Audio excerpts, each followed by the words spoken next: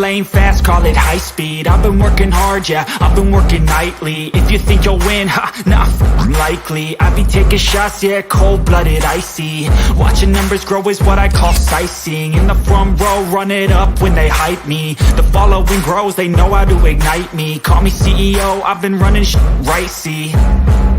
And I ain't playing games, I create my own lane, making pleasure out of pain, turning losses into... Hey, Steeler Nation, how's it going? Good evening. I'm Daniel J. This is State of the Steelers, and welcome to Sip of Steelers, which is a Friday night show where I come on and just kind of do a Q&A with everyone and just talk some Steelers. But before we get into the questions and whatnot, just kind of recap what's gone on this week. The Pittsburgh Steelers wrapped up mandatory minicamp yesterday. The rotation in the quarterback positions hasn't changed. It's been pretty consistent with Kenny Pickett being the number 3 quarterback, Mason being number 2, and Mitch holding down on the number 1 slot. There's been a lot of talk about Najee Harris and his weight gain and how he's put on some weight. And based on folks who've actually been in OTAs and at minicamp who've actually seen him, stated that it's good weight. He didn't get fat. He didn't eat too much while he was visiting Mexico, which, like I said before, that's not that hard to do. I've done it going down to Mexico a few times in my earlier years. But I digress. With Najee, he, they said that basically all his weight was in his lower body and that it's like thighs or like trunk legs and whatnot. And so, tree trunks, I'm sorry. And so with that being said, it's good weight. He's transformed his body. He said that last year going into the season, he was a little bit heavier too. He was around the 240 range. And that throughout the season, you tend to, as a pro athlete, they tend to lose weight. And it's kind of hard to maintain that weight. And so he anticipates by the mid-season, towards the height of the season, that he'll be in the 230 range. So he's not too concerned about it. The rest of the staff ain't too concerned about it. Last year, Kevin Dotson went into camp and there was a concern and everybody knew about it. And so with that being said, I think it's pretty good. It's good weight. There's been nothing but positive things coming out of OTAs and training camp. From all indications, the rookies are coming out pretty good. Kenny Pickett's looking pretty nice. He's able to throw the ball. He's slinging it pretty good.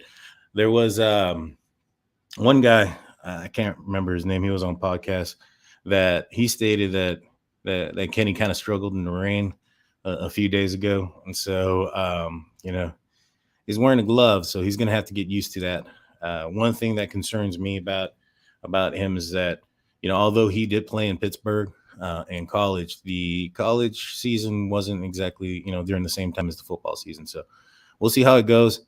I think Mitch Trubisky is going to start off the year, though.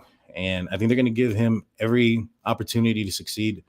They're going to they're going to draw a game plan that's, designed for him. And, a lot of folks are going to say, then why didn't, the Steelers, design a game plan for like Ben Roethlisberger last year? And I think that Ben Roethlisberger had his own set of game plan, and it's been the Ben Roethlisberger game plan, for the last couple of years that he was there. That's why the game plan kind of didn't look much different between Randy Fichtner and Matt Canada. It kind of looked the same. And so, there was a little bit more motion or whatnot, but it was a lot of, short passes, a lot of passes, and a lot of shotgun or a lot of, quick reads and quick pass game. Ben Roethlisberger was, again, known to being throwing the ball, at 2 seconds after the snap of the ball. And so, our offense became predictable. And with that being said, with Mitch Trubisky, one thing that he can do a little bit different than what Ben Roethlisberger either didn't like to do or refused to do, which was play action pass. And so, with Mitch Trubisky, what's coming out of OTAs and training camp was that, or mandatory training camp, was that, or minicamp, I'm sorry, was that he does very well on the play action pass, that he has no problems turning his back against the defense.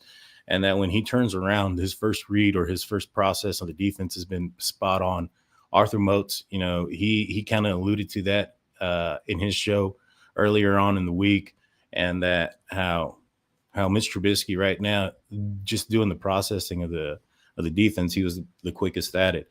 And so if we can implement a lot more of a play action pass, I think that's going to be good for us. Last year we ran the ball with Najee a lot, but we didn't really run the ball.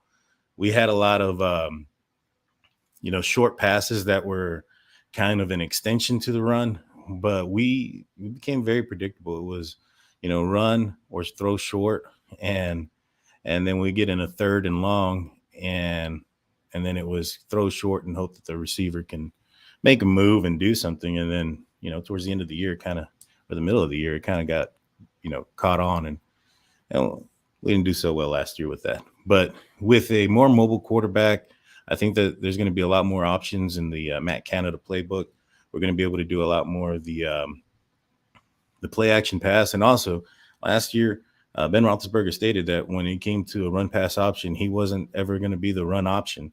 And so at least now, either it doesn't matter whether it's Mason, Mitch, or Kenny, that quarterback can now be part of the run option. And so it just kind of gives the defense something else to look at. A lot of defensive coordinators would say that having a mobile quarterback to play against, it makes you play 11 on 11. It takes one person out of the defense to have to cover that person that's running the ball. And when you have weapons like we do, that's going to definitely help us. I think that, as I indicated earlier, we're going to have a battle on the outside. I think Deontay Johnson's going to take care of one of those outside receiving positions, the number one. But we're going to need somebody that's going to be the burner and the one that's going to spread the field and push the defenses back. And, I think that is Claypool's job to lose.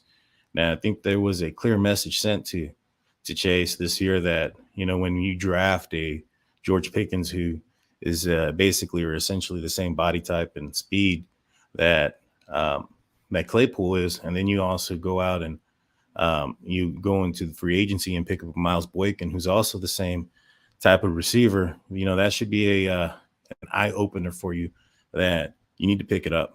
And that if you're not, they've already found pieces behind you to pick it up for you. He did come out after the season. I believe he was on Instagram.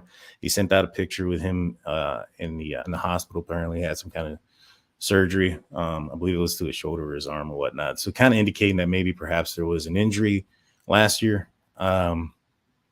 However, an injury to your upper body, well, maybe it does. I mean, it's all about balance. However, he had a lot of his issue was staying on his feet, not so much. He did have an issue catching those 50-50 balls towards the towards the end of the year, but also staying on his feet when he did catch the ball. He was very, very much a jumping in the air and fall down kind of guy. And so, there wasn't like that play in his rookie season against the Denver Broncos where, Ben Roethlisberger threw it over the top and he caught it and ran it all the way in for like a 75-yard touchdown or something like that. And so, he didn't have those type of plays this past year. With George Pickens there, he definitely can. And the good thing about George is he catches the ball away from his body. I've watched a lot of his film since we drafted him, and pre-draft. It was kind of it was well known that the Steelers were looking at him. And so, because of that, I looked at his game and his film. And one thing that I noticed is that he's excellent hands. His ability to catch the ball away from his body is supreme. A lot of experts in analysis stated that had it not been for that ACL tear last March in spring ball, that he would have been potentially a top number one receiver in the first round, top 10 receiver, top 10 round first round pick. And so, I think we got a steal. It's very clear and very obvious that that Matt Canada really, really liked this guy. He came out after drafting him and was super excited about him. Talked so much that, in my opinion, for the first 3 rounds of this draft, the Steelers got their guy. George Pickens was a number one quality, or what they would say is they had a first round grade on him. They had a first round grade on Kenny Pickett, and DeMarvin Leal has came out here after the draft locally. So I'm a Steelers fan from afar. I'm from San Antonio, Texas. So shout out to the 210. And DeMarvin Leal, he's actually from my hometown here. And he came out on the local news after he was drafted, and I was privileged to see that. I'm not sure if this, given it was a local news, I highly doubt it was posted out there in the Pennsylvania area or the Pittsburgh area. But what he stated was that he had talked to the Steelers on several occasions, and that our defensive line coordinator, coach, was actually one of the guys that ran his pro days, and that early on in his in the offseason and the prospecting to becoming a member of the draft, the Steelers showed significant interest, and he showed significant interest back. He wanted to be a Steeler. He stated that they had talked to him, even throughout the season, and had told him basically that afterwards that if he was going to be available at 20, that they were going to get him, early on. And I don't think the Steelers predicted that Kenny Pickett was going to fall to him.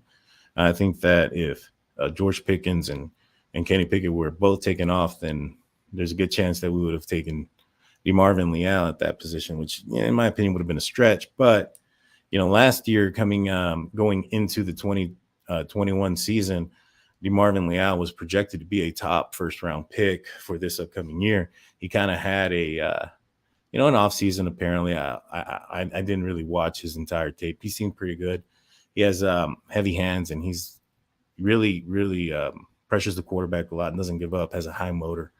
And so, he's gone in. He's the good thing about him as well is that, he's gone and talked to the media and stated that he's already pushing close to 300 pounds. Coming into the offseason, he was basically told or classified as a tweener, somebody that was a little bit too small to be in the interior line, a little bit too big to be on the outside. And so he stated already that he's pushing almost 300 pounds. And so I think he's going to be playing in that interior line. He's going to be pushing that rotation behind probably Loudermilk, which him on his own, from all indications from camp, is that his body transformed as well. And he's come in looking like a beast. I'm super excited. I think because of his body transformation and his, what he's been able to show in camp, I think that's the reason why we haven't gone out there and gotten a veteran defensive lineman. And so I think Loudermilk is going to play a huge role this year in our defensive line. Let's see. Let's get to some comments. How's it going, David? And Brittany Armstrong says, wait, who's Brittany Armstrong? That's my wife. She needs to change that last name. She says she can't wait for Najee. Yeah, I can't wait for him to come out too. I think he's going to have a big season. I think he's going to be pretty good. I think he's going to blow some things away. Last year, that offensive line that we had in front of him wasn't the best. We had an undersized center who had little experience in the center position and was a rookie coming in, which made it even worse. I think he only had like 2 games at the center position in college. He was the guy that was basically thrown in due to injury. A lot of people think that they gave Kendrick Green the job last year, but I believe it was J.C. Hassenauer and what's his name, B.J. Finney, who recently retired. Both of them were injured last year in training camp, so that was kind of the reason why Green was kind of thrown in there.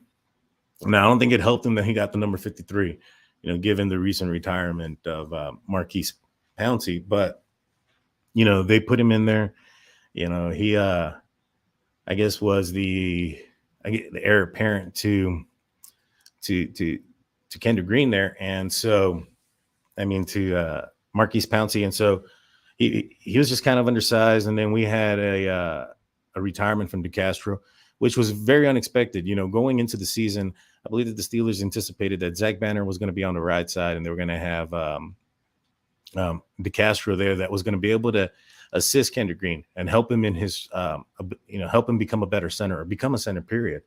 And so I think when DeCastro was injured and wasn't able to go in there and help out, and we had to go and find somebody else in Turner, I think that threw a huge fork or wrench into the game plan of what the Steelers wanted to do. And so with all that being said, the line was mixed up. They had no time to gel. The anticipated starting offensive line was completely jumbled compared to what you saw come week 1. And because of all that, Najee didn't really get a chance to be, really had an opportunity to be behind an offensive line that would give him a chance to run the ball with any type of positivity. He made a lot of gains, a lot of 2-3 yards where he should have been tackled for a loss. So I'm super excited as well. I can't wait for the season to start. I think he's going to be a huge element to our game. I think that, because of how much we ran him in the past and how much he's had the ball, that play action pass, especially early on in the year, is going to catch some defenses. Rod Irish says, how do you feel about our cornerbacks? Well, I think that the cornerback position is going to be one that's a big question mark. I was pretty sad to see Joe Hayden leave, to be honest with you. I really wanted to get him a ring before he, left or retired. I know that he's still a free agent from what I understand. But he's already moved on from Pittsburgh. He's already given his goodbyes. And I think that when the Steelers gave Levi Wallace the number 23, that was kind of the indication that he probably isn't going to come back unless there's an injury or whatnot. I think the biggest question is going to be in the slot position. I think Levi Wallace and Witherspoon can be all right, can be good and can be solid. Minkah Fitzpatrick is going to kind of clear up a lot of the problems that they're going to have. If we can also develop a pass rush in the up front outside of just TJ, which we already kind of do with TJ, that's going to also kind of cover up some faults that the cornerbacks are going to have. I think Witherspoon was solid last year. When he did get a chance to play, he made turnovers. He was in the right place. Whether that's luck or whatnot, being in the right place is about technique and being where you're supposed to be. And so I think our cornerback position is going to be solid. I'm hoping, that last year I thought our cornerback position was going to be solid with Pierre. And, after the first couple of games, he was kind of exposed, especially the fact that, he didn't have the speed to compete with like the likes of Jamar Chase and whatnot. I recall seeing him play live against Denver and he having the interception, to win the game at the end, but he also gave up a huge touchdown pass earlier on. And so, I have about the same kind of confidence that going into this season with the cornerbacks, and I'm hoping that this time they kind of show me better than what the confidence I ended up having in last year when it came into Justin with Pierre. But I agree. Sutton at the nickel position is going to be pretty good. And the reason being is his coverage skills. I think Arthur Maulet's going to be the guy that's going to be going in. He's going to be the going in on the blitzes and on the run support when, maybe potentially they put in a package that shows a heavier, maybe 2 tight end set or whatnot with some athletic tight ends. I think Arthur Maulet's going to be the guy. He kind of did very well mimicking Hilton, towards the later end of the season with his blitzing packages and his ability to tackle on the running backs. But yeah, no, I do agree with you as far as Cam Sutton at the nickel position. His covering skills is very good. In fact, it was so good that he was, he's been battling for the outside position. One thing that Joe Hayden said last year about Cam Sutton was that he was very versatile, where he could play on the outside and play in the slot on nickel packages. And so he, and that's one thing that Joe Hayden said last year was that he was only going to play on the outside, that he didn't have the ability, or well, not so much the ability, but he said that working on the inside was very difficult and that you had to be a certain skill set to do it. And he was referring to Cam Sutton, however, basically alluding that he was comfortable being on the outside, and that stated that he would retire before he would move into the safety position, which kind of broke my heart a little bit, so to speak, because I was really kind of hoping that he would kind of transition to more like do the Rod Woodson type of thing, where transition into a ball hawking type of safety back there and continue his career, because the guy's smart. If you watch the way he played, and the biggest play that I can think of in particular is the interception against Tom Brady. He actually pulled off coverage and stepped in front of that ball. And so, he's going to be one that's going to be missed. But I think Levi Wallace and Ahkello Witherspoon, as long as they can stay healthy, I think they're going to be solid. They have a good core around them to help them out. A couple years ago when we went on that 11-0 run, we ended up we started getting exposed in the passing game because of all the injuries to the front. You had Bud Dupree, you had Devin Bush getting injured, so all that pressure in the front, especially with the loss of Bud Dupree. Once we lost him, it was just they just doubled TJ, and even he's still eight. Don't get me wrong, but you can definitely tell after that point the defense wasn't the same. In fact, we dropped like 4 out of 5 of the last 5 games, and then dropped the embarrassing playoff loss to the Turds. And so I digress. With that being said, I think that the defense is going to be all right as long as we can stay healthy. That's kind of been the Achilles heel for our team, is that the defense has been out there for such a long time due to the fact that our offense has been so stagnant, especially early on. These last couple of years, starting off has been just horrific, whether it's the opening drive or the first half of games. And then last year was like the first 3 quarters, we wouldn't do anything. Our defense just constantly being out there and constantly having to step up, getting tired and having injuries like groins and all these things that are small, but it's because of the constant, battling out there.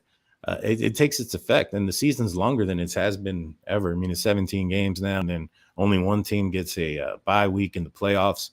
It's a long season, and so depth is going to be pretty key. And one position on our defense that I think that we need the most depth at is going to be the outside linebacker position. Right now we have TJ Watt and we have Alex Highsmith. Highsmith did all right, and he's got some moves. And, if it weren't for TJ Watt, he'd probably have a few more sacks. That's just the truth. He got beat to the, TJ beat him to the quarterback a few times. But at the end of the day, the end result matters. And the end result was that he had 6 sacks. Last year, Wormley, who was injured, who played backup interior line, had 7 sacks. Well, I mean, I'm not saying that Alex Highsmith needs to hit 22 or 20, but, with 17 games, and I understand that, Melvin Ingram played a lot of the snaps early on until he left and whatnot, but it's a 17-game season. You would think that with the attention to TJ Watt, that he would get a little bit more. And this year, it's going to be his year that he's going to have to step up. He's going to have to hit at least 11 or 12, in my opinion, to really show that next step in growth. But the even bigger concern is, who do we have behind him? Last year we had Taku Carlton and we had Derek Tuska. Both guys played 20, I think it was like 24 and 27% of the snaps respectively between each of them. That's a lot of snaps. That's a lot of significant defensive playing time. Right now, Taku Carlton, who at least had the pedigree of a first-round pick, is gone. He's with the New Orleans Saints. And so right now we're left with Tuska, Jannard Avery, who is a tweener. We don't really know if he's going to play on the outside. He's going to play on the inside. We have Tuska, we have Avery, we have Skipper. We just got him back. He couldn't stay on our team. He left. We ended up picking him back up, and then he ended up getting cut again. And so my biggest concern is the depth at the outside linebacker position. It's a long season. If TJ goes down for a game or two, which he missed 2 full games last year, he missed a couple of half games. He wasn't a full 100% going out there, but because of the lack of depth, he was out there for a couple of games injured when he probably should have been sitting. And, it's not like it would have hindered his sack results. I think the one game that he did play that he was injured that was obvious was the Green Bay Packer game, and he didn't get any sacks there. It wouldn't have added or subtracted any of his end total. All he did was potentially put himself in a position to injure himself further. But at that point, a 65% TJ Watt is better than 100% Tuska or 100% Taco Carlton. And they're going to put in TJ Watt in those positions. And so that's where I think that the Steelers defense needs to make a move between now and training camp. That way we also have somebody in here this entire training camp, and we don't get another Melvin Ingram situation where we get somebody disgruntled. Somebody that we can I wish we could have brought in somebody already. That way they kind of, like Mike Tomlin had said, when you bring somebody from the outside, they may not have that, all in motivation for the team versus me attitude when you pick up a free agent. And so, that's my concern on the defense. I think the cornerbacks will be all right. My concern is the outside linebacker. Inside linebacker, everybody's talking about Devin Bush and his second year removed from the ACL injury. And in my opinion, I think that he's going to make some huge strides moving forward as far as mentally and being sound. His technique. I know that Merle Hodge kind of ripped him a new one here recently, and I talked about that in a show previously. But one thing that a lot of folks don't understand is that, or don't realize, or don't know, is that he lost his position coach for majority of the latter end of last year. Jerry O had his wife had passed away tragically and very suddenly, and he had left the team to for his mental health and whatnot. And that I'm sure that took an effect. The position coaches are the coaches that the players go to the most. They talk to the most. They help them in game. They help them with strategies, changing of the game plan in game to what's the word I'm looking for? Basically to change what you're doing because the offense I know what I'm saying, but I can't think of it. Anyways, just to change the game plan to, if the offense is doing something that you're not expecting, you're going to need to, change yours, to make those changes in your game plan so that you can defend the offense better. And so with that being said, having Brian Flores in there and having that one-on-one, coaching with him, I think that's going to help him. There you go. Make adjustments. There you go. Thank you, Rod Irish. That's the word I was looking for. Brian Flores is going to help him make those adjustments. They're going to help him move forward in the game plan. And I think that's going to be huge. Also having Miles Jack there. And I anticipate Miles Jack is going to be wearing the green dot. Last year we brought in Joe Schobert, without an off-season training, and he was wearing the green dot. So I think that Miles Jack's going to be the green dot. It's already been kind of indicated that, or speculated that, Miles Jack was going to be the Mac, and the Devin Bush was going to be the Buck linebacker. In fact, I heard that from behind the steel curtain last night. Shout out to them. And so, if that's true, that puts Devin Bush in the Vince Williams position against the run. That's kind of where he wasn't the greatest last year. And so, with that being said, I just hope they're not putting him in a position where he's going to fail. But, I think the year before, pre-injury, he was on pace of being very good. And a lot of people are stating that the reason was because of the fact that the defensive line was so well and they kept him clean. Well, we got Tyson Alualu back, Loudermilk's coming in. I think they're going to keep him clean a little bit, and that's going to help him out. I think that Brian Flores is going to help him out. And so don't be surprised if Devin Bush has a comeback year. I'm looking forward to it. In fact, we need it. We really do, because if we can have him to some form of pre-injury Bush and with Miles Jack there, I mean, our defense is going to be great in the middle. It's going to be great. And so, well, guys, we're coming up on the half-hour mark. I want to thank everybody that participated in the comments and then participated in the live and watched. Please hit that like and subscribe. Don't forget, guys, we're also giving away 2 tickets to see the Steelers play live against the New York Jets when they take them on in Heinz Field on October 2nd. In order to be a participant in the contest, all you have to do is be a subscriber. All you have to do is also follow us on Facebook and on Twitter. We're at State of Steelers, and we're at State of the Steelers on Facebook and YouTube as well. Thank you, Rod Irish. I appreciate the comment. With that being said, guys, please hit that like and subscribe. Peace.